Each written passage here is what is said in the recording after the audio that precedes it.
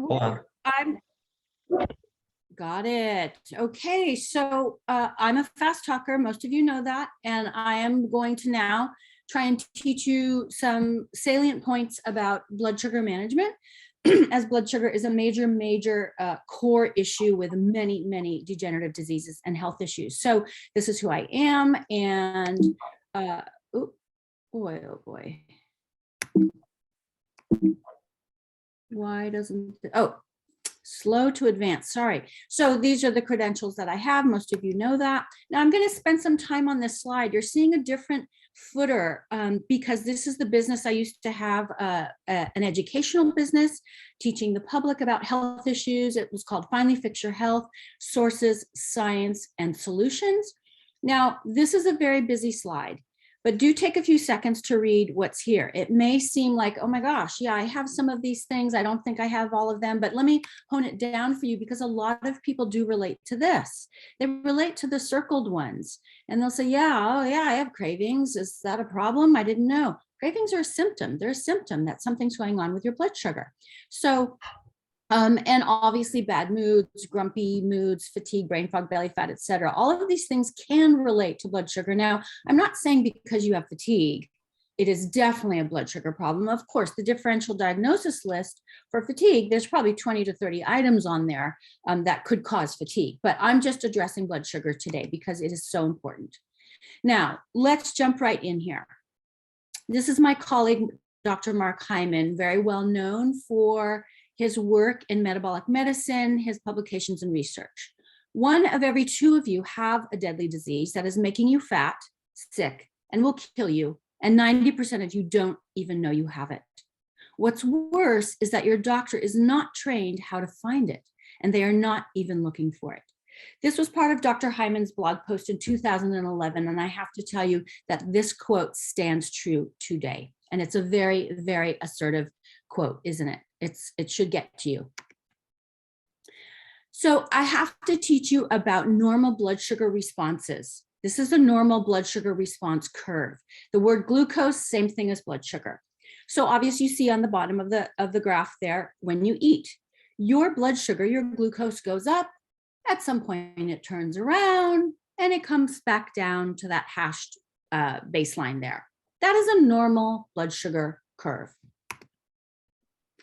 How fast the curve rises up and how high it goes and when does it turn around, what causes that? What makes that happen? What decides that, how high it goes, how fast it goes? If this was a much gradual little slower rise, you know, the slope would be much more shallow, wouldn't it?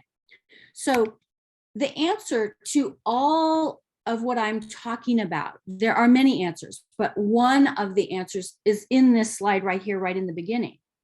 So what determines how fast and how high your blood sugar rises and when it turns around is based on, everybody knows this, what you eat, duh, but what you eat together. Do you have healthy fats in your meal? Do you have vegetable fiber in your meal when you're eating a potato? Are you eating what we call naked carbs? Those are carbs all by themselves. That is a golden rule. No eating carbs all by themselves. That will make your blood sugar rise fast and long and take a long time to turn around. How much you eat is obviously an issue with how much your blood sugar will rise. How fast you eat, yes, will make a very fast blood sugar rise. How often you eat, this is critical. How often you eat. And you'll see that as we move on to the next slides. And the last time you ate, when was the last time you ate? That kind of relates to how often you ate, right? But if you ate and you're munching along, watching in front of Netflix at 11 o'clock at night, and you have a latte at 7:30 in the morning, you have not even allowed 10, 11, 12 hours to go by without your blood sugar, you know, rising again. Very big no-no in blood sugar regulation. So we talked about what makes it rise. Now, what makes blood glucose come back down? What makes that curve turn around and come back down? Let alone how far down will your blood sugar go? So will it come just to the baseline and go back to a nice regulated area there? That's at the baseline. Or does it actually overshoot and go even lower than your baseline? This is the person says, no, you don't understand. I have low blood sugar. I'm a hypoglycemic. I have to eat again. And I'm saying that a little sarcastically, tongue in cheek, because I hear it every single day. And what they don't understand is that their high blood sugar problem is causing their low blood sugar. That's called reactive hypoglycemia. It's not a true medical diagnosis of hypoglycemia. This is a functional reactive hypoglycemia. So now, what makes blood glucose come back down again? Obviously, when you stop eating, your blood sugar will stop rising. Yes, that's very good. Exercise utilizes the glucose in our body for fuel, and it starts lowering our blood sugar. But the main key player here that we are talking about, the key player in this entire talk, is insulin. Insulin is produced out of the beta cells in your pancreas, and it is insulin.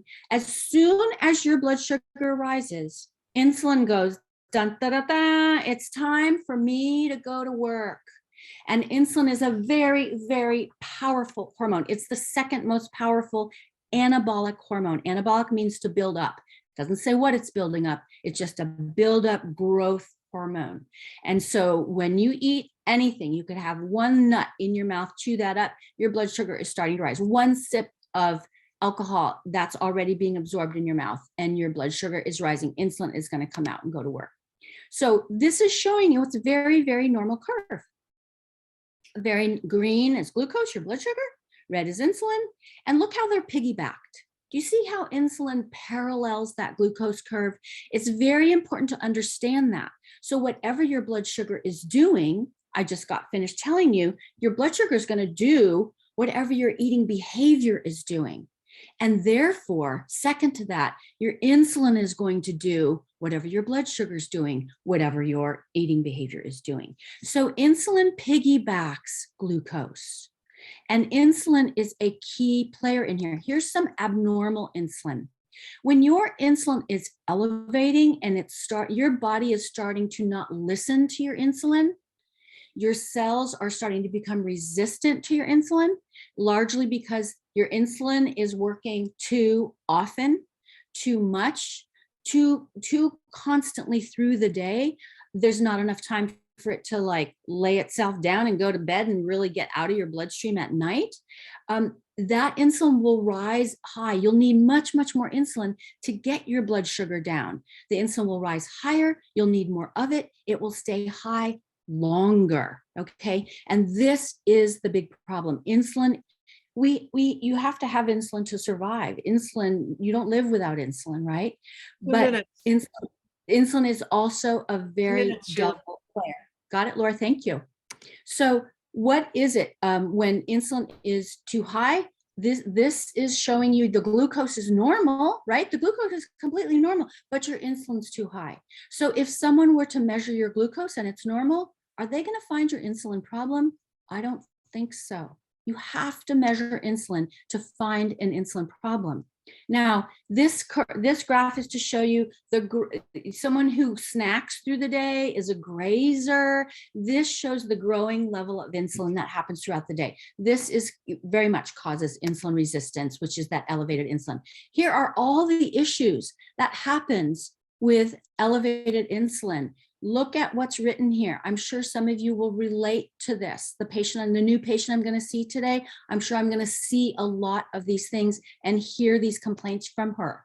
Here are medical issues that happen purely from high insulin, high blood pressure, blood clotting, etc. Increased DNA replication. Yeah, that's skin tags. Skin tags are a high insulin sign, but also cancer. Okay. Cancer does not do well. This is a progression, insulin and blood sugar issues.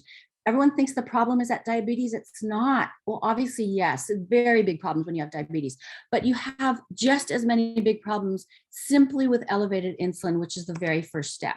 So what is the prevention? You must get a fasting insulin drawn by your doctor. It should be 4, 5, or 6 fasting in the morning, not 16. The reference interval is not correct, right? This is not a fasting interval. So get that drawn by your doctor. Prevention, I insert continuous glucose sensors Your phone acts as the monitor. It is very, very cool. Your insurance might not pay for it, but I write a prescription for it, $75 for 2 sensors and a month's worth. Very, very, very good to use. Lots of feedback. So I know that we just slammed through a bunch of really important information. Don't be scared. Thank you. Don't be scared. This is something that you can actually take complete command of your blood sugar and avoid degenerative disease.